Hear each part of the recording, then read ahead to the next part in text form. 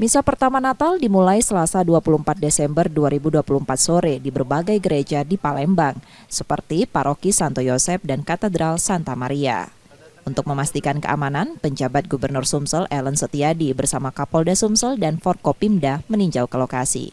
Pengamanan ketat diberlakukan di setiap gereja dengan polisi berjaga di pintu masuk. Jemaat dan umat yang hadir melewati pemeriksaan ketat demi memastikan situasi kondusif. Sebanyak 818 personel polisi dikerahkan untuk menjaga gereja dan titik keramaian lainnya selama perayaan Natal.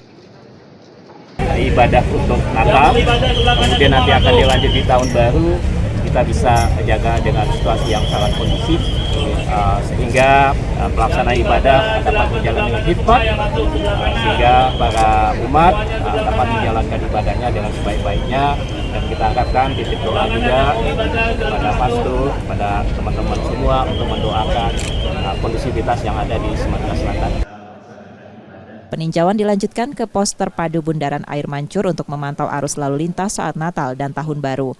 Reski Oktora, Muklas Diferensial Kompas TV, Palembang, Sumatera Selatan.